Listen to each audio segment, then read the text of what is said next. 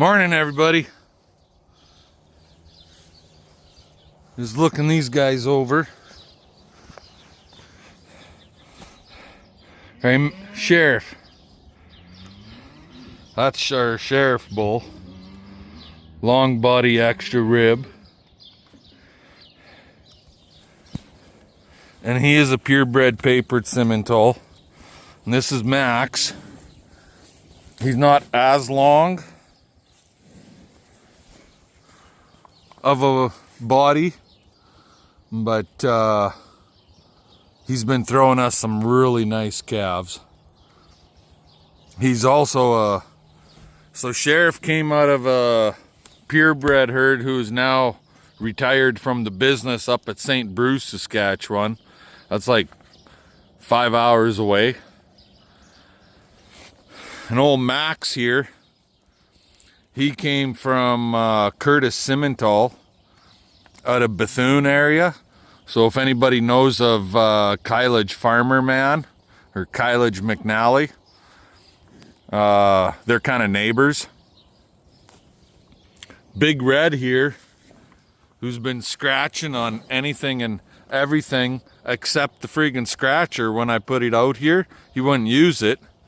He's got a big, I'm guessing he was wrestling around and rubbed his belly there pretty hard. But anyway, Big Red, his mama, we bought her, and he's actually out of a Curtis Simmental bull. He's not off of Max. He came, his mom is a Simmental 3/4 Sim, 1/4 Char. And his daddy is a purebred papered Simmental. Him I actually have for sale. We're seriously considering selling him. We'll see what happens, but last year when we tested these guys, our bulls, he tested 97% to the good. So, and then over here, this guy, he'll be 2 mid-April. Like, I think it's right around actually the 18th of April, this guy. He's not a big bull. He's small. He's smooth shoulder. He's the size of what a lot of yearling bulls would be when you go to these big purebred sales. But he came out of a cow that we purchased, and she's Simmental Angus cross, and his daddy was a papered red Angus. So anyways, he's like a 3/4 Angus, 1/4 Sim. By his head you see the Simmental in him, by his body you see the Angus. So I want to use him as our heifer bull. I don't need big monster calves out of our first time calving heifers, so come May, he'll be going into that corral with them girls over there. And then these guys, who aren't actually all that much smaller than that guy, is our up-and-comers. So that's a Sheriff's son. And the white face and the solid black with skir horns is Mac's sons. And then there's Brutus, who is actually still a bull, but Brutus is only half the size of these other guys. He's probably weighing, I'm going to guess, 475 to 500. But when he broke his leg, it really set him backwards. He really didn't do any growing all summer. It set him backwards, and now he's starting to take off. Anywho, that's the bull power. If we don't sell any bulls, plus the bull that CP bought, we'll have 8 friggin' bulls, which puts us, if I don't sell any more cows, with all the heifers and all the cows that we got, I can have just over 10 cows per bull. I'd say we should be able to finish calving in a week. Yeah, right. Like that'll ever happen. Anyways, they got their grains.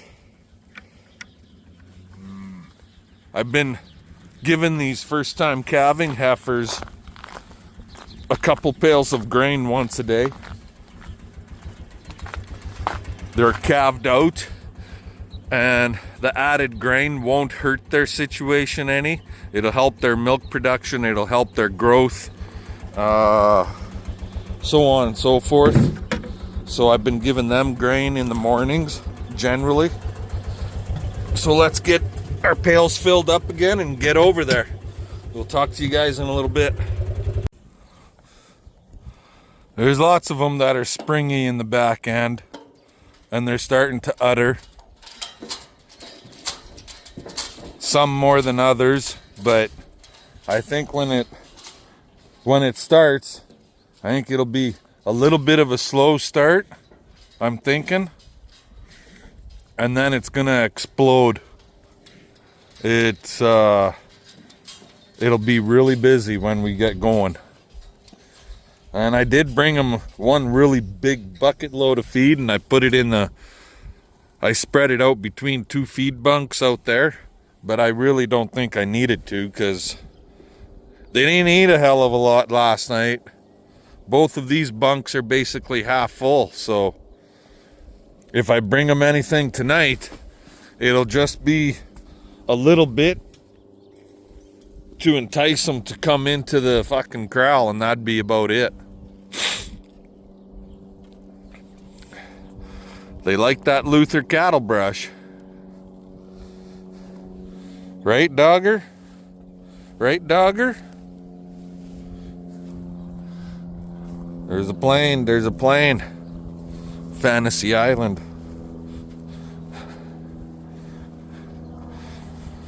Alrighty.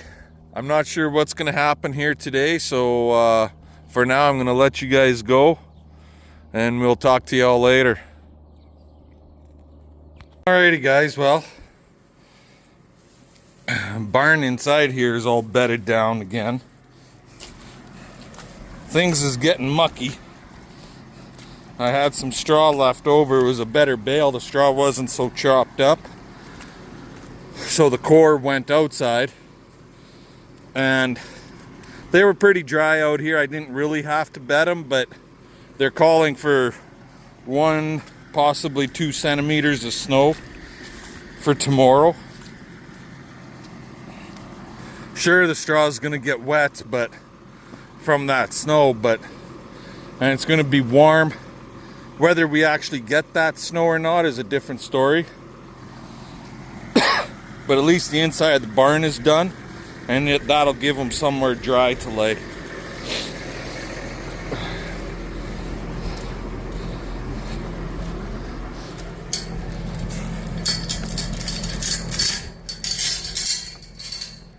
Now to get the tractor the heck out of here.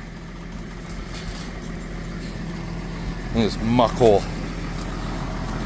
Actually, it's not bad. The ground is still froze, so I'll set the pump up here right away again, and I'll get this pump down as much as I can. I'll bring you back once I got that rocking and rolling. So, you see the pump over there? Right there. And that's a 2-inch sludge pump, so it'll take a certain amount of solids, break them up. Oh, you big brave dog. Anyway, and then there's a 100 feet of hose, and that brings it out to there, and from there she flows through the trench all the way down out to that way, and then from there it goes underneath the snowbanks and out towards the dugout. So by the time it gets to the dugout, it's whatever sediment and crap is in it, it's pretty much washed away.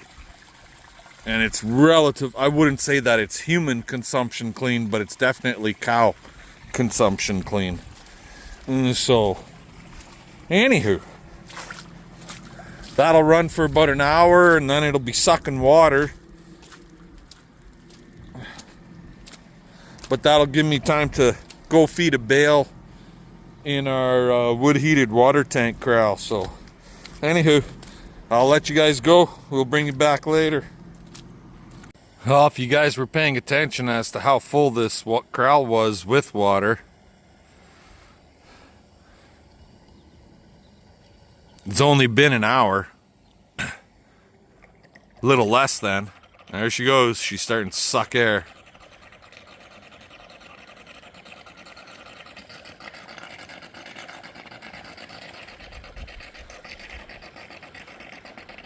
I dug a little bit of a hole right where the pump is, so it was a little bit lower. And now it's sucking air, so I guess it's almost time to shut her down.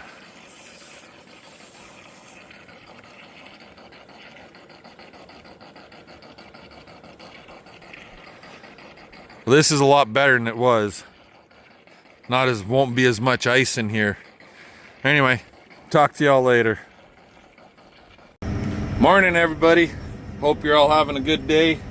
It is Monday, March the 10th. We had snow. You could see the ground is looking a little whiter.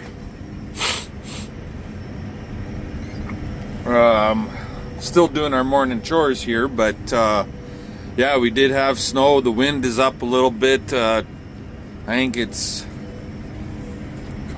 I don't know what the actual temperature is, but for tonight it drops to minus 13 Celsius, and it'll feel like something like minus 23 or 24, something like that. So yeah, what's going on today? Not 100% sure, but one thing I am going to be doing is kind of watching a bull sale on DLMS. The Barry Curtis Simmentals, they're having their bull sale today in Moose Jaw at Johnstone's auction barn. There's Barry Curtis, and then there's, I want to say, Poplar River Simmental or something like that. Another consigner to the sale. He's got a dozen or so bulls in there. Curtis's have, I think, 45 bulls in the sale.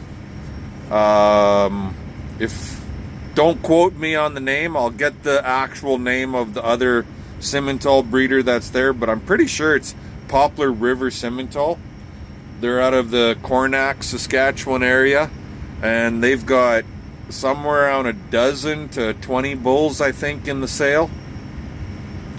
And then there's a Black Angus breeder in there who has roughly 10 to a dozen bulls in the sale also. Hey, best of both worlds, right? You got your Simmentals and you got your Angus, and that, in my estimation, that is the best cross right there. Hereford is nothing against the Herefords, but Herefords can, in my estimation, in my point of view, Herefords will give you that nice bald head or that nice brockle face head. It'll give you that chrome that lots of people are looking for on these black cattle and red cattle. But the problem with the Herefords is, I find they're, of all the breeds, they are the most susceptible to cancer eye. They are the most susceptible to, for whatever reason, pink eye. They also have a problem with oh Jesus, and now I can't even think of the term for it.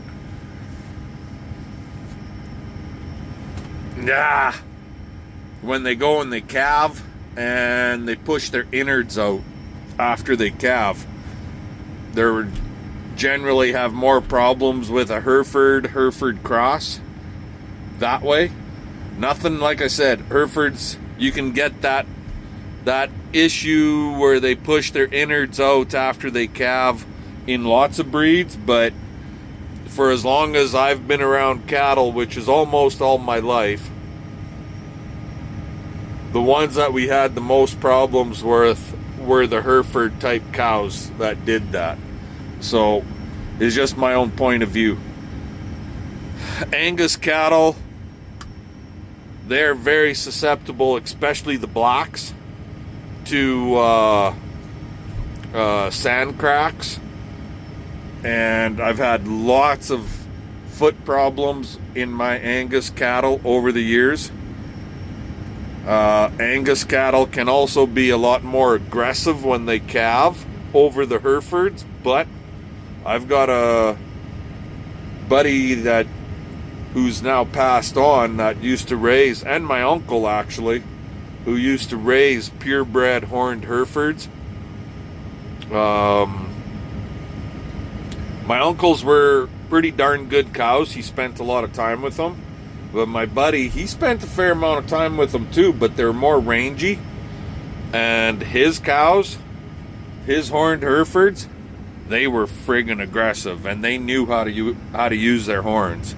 Let me tell you, they beat him up and his hired people up more times than not.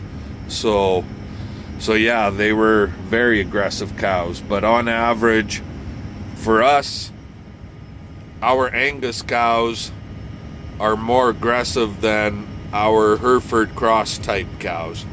So every breed of animal has their quirks. Every breed has good points and weak points.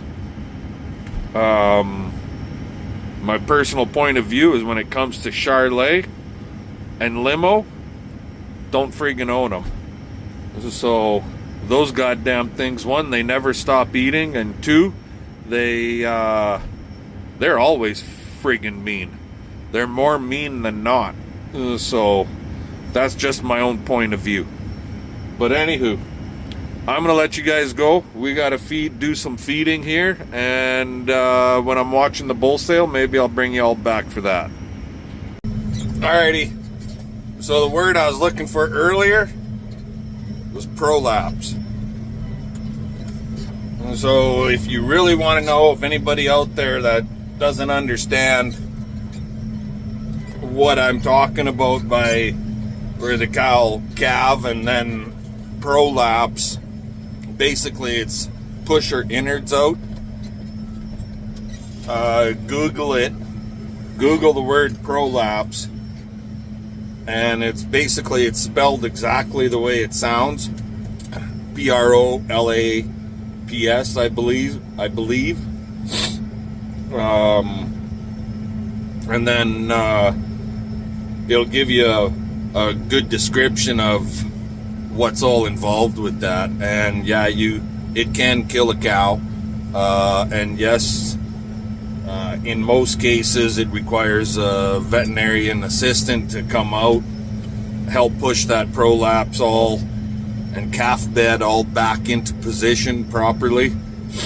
And then you got to stitch the cow up so she can't push it out afterwards. And there's treatments and so on and so forth that have to be put in place. Sometimes it'll kill the cow, sometimes it won't. Depends on how bad it is. So yeah, anyways, just me talking, I guess. Talk to you guys later. So on another note, our heifers, replacement heifers that we estimated the other day, have just been, so is that day before yesterday, they have just been riding each other like crazy, because now the estimate, if they were pregnant, it would cause them to abort, like I said before, and if they're not pregnant, it would bring them into heat.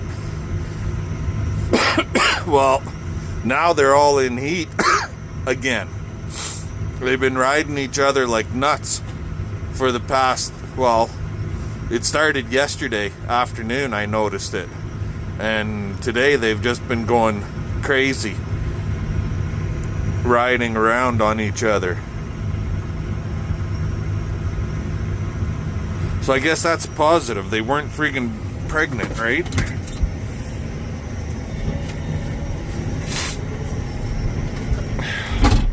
Now, is that a good sign or a bad sign? I don't know, because I know I seen the bulls breeding, or at least trying to, on and off all winter.